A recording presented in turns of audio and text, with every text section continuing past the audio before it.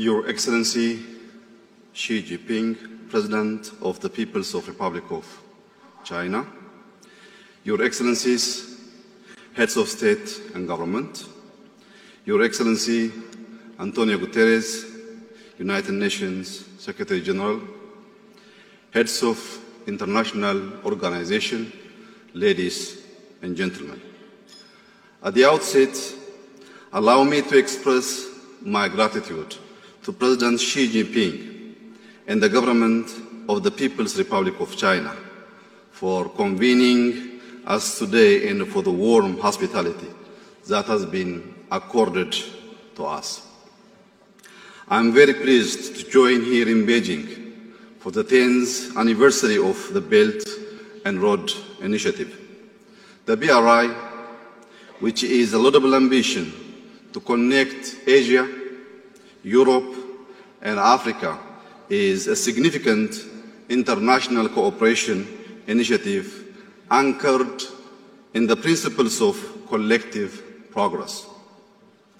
I applaud President Xi for his vision in designing and launching the Belt and Road Initiative, as well as for the proposal of the three global initiatives of civilization, security, and development, aimed at building a community with a shared future.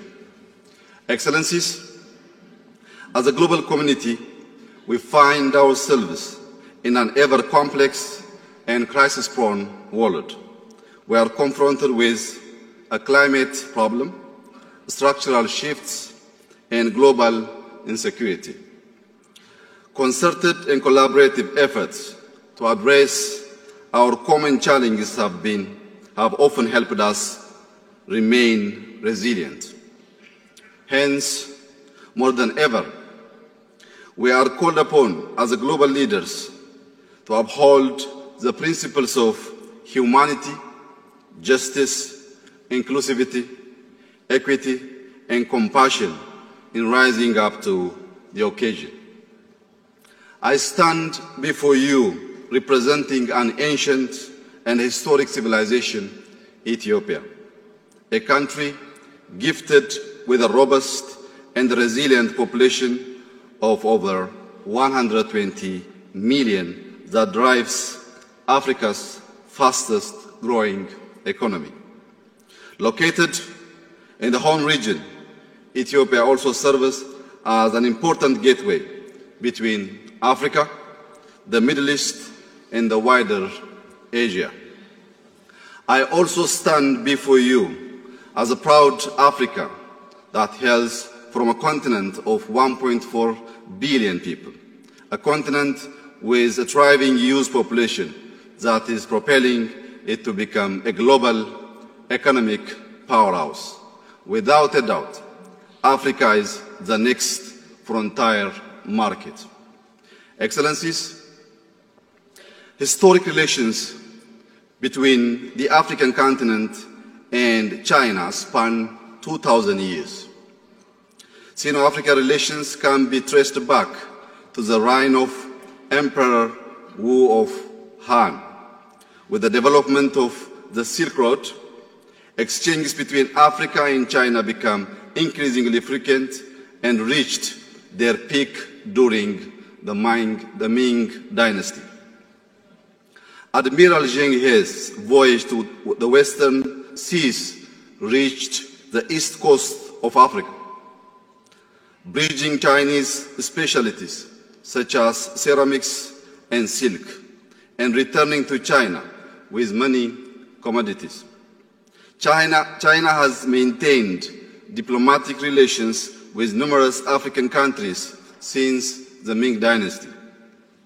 Sino-African ties today have grown exponentially, characterized by a commitment to mutually beneficial cooperation and respect for sovereignty.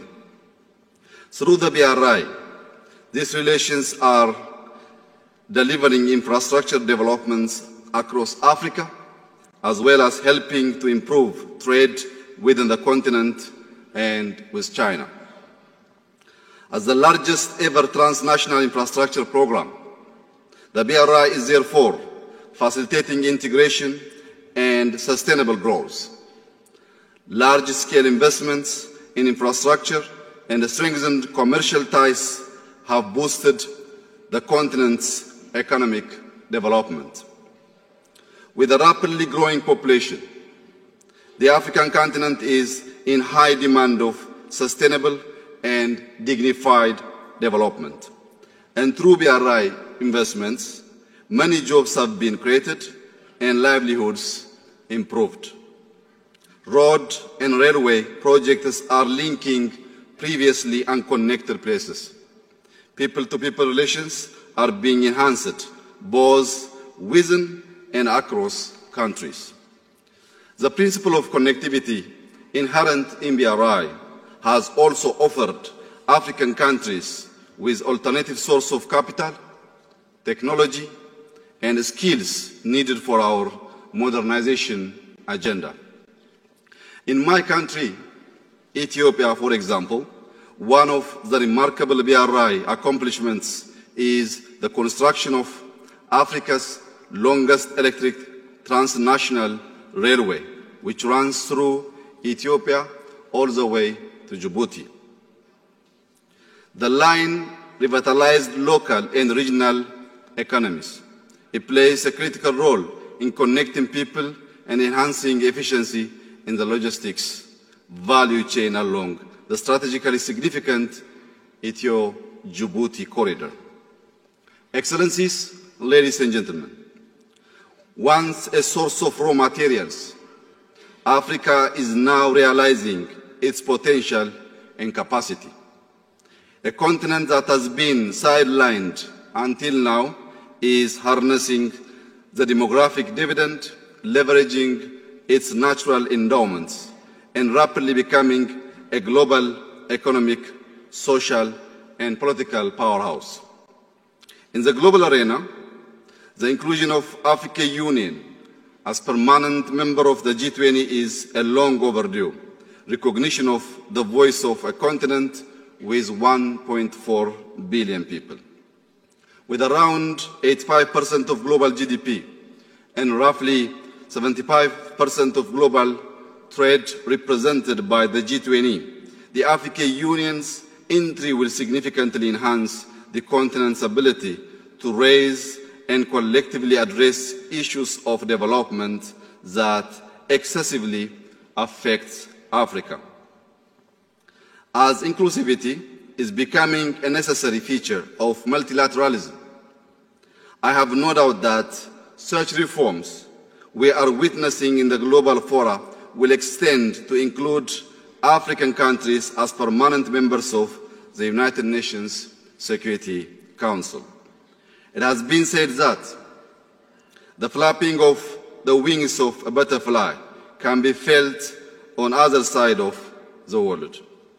The African continent in particular has suffered the consequences of the climate crisis as well as interstate conflict in other parts of the world.